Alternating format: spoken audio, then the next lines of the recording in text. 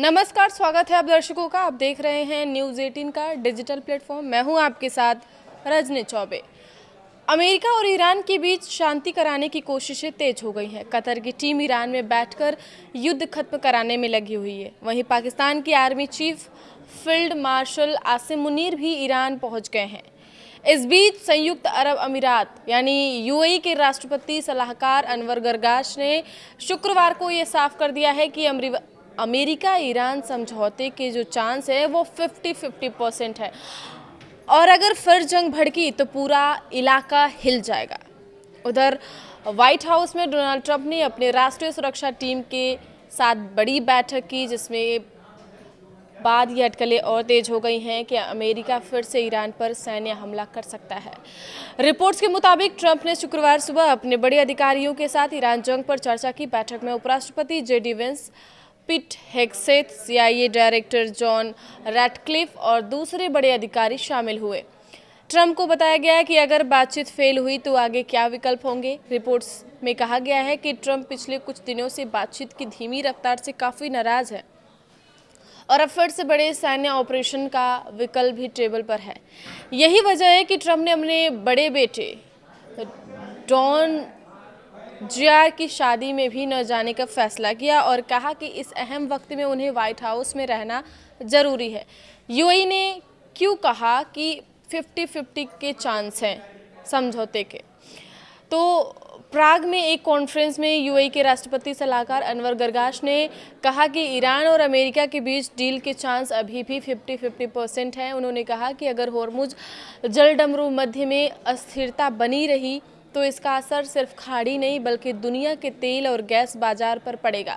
Gargash ने यह साफ कहा है कि होर्मुज को राजनीतिक हथियार नहीं बनाना चाहिए, क्योंकि दुनिया के करीब 20% तेल और LNG सप्लाई इसी रास्ते से गुजरती है।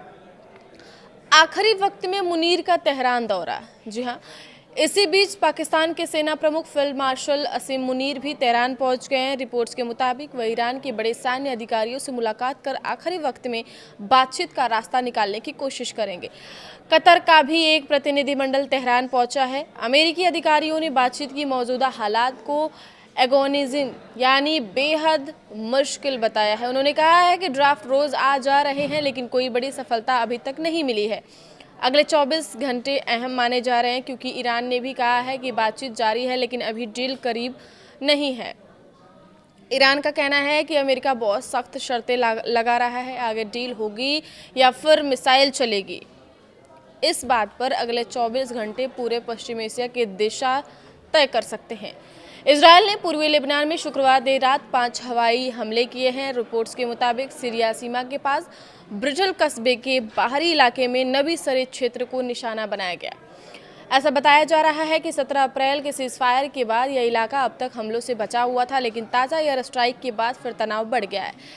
इससे पहले इजरायल ने दक्षिणी लेबनान के 2 इलाकों को खाली कराने की चेतावनी भी जारी की थी। ईरान युद्ध को लेकर अमेरिका राष्ट्रपति डोनाल्ड ट्रंप पर घरेलू दबाव बढ़ता दिख रहा है। जी हाँ, ट्रंप लगातार कह रहे हैं कि यह युद्ध जल्द से जल्द खत्म हो जाएगा, लेकिन कूटनीतिक कोशिशों के बीच अभी किसी ठोस समझौते को लेकर तस्वीर साफ होती नहीं दिखाई दे रही है। विश्लेषकों का ऐसा कहना है कि ईरान लंबे समय से आर्थिक और सैन्य दबाव झेलने का आदी रहा है, जबकि ट्रंप प्रशासन पर अमेरिका में बढ़ती तेल कीमतों और आने वाले मिड टर्म चुनाव का दबाव ज़्यादा है। रिपोर्ट्स के मुताबिक महंगे तेल और घरेलू राजनीतिक असर व्हाइट हाउस के लिए बड़ी चिंता बनती जा रही है।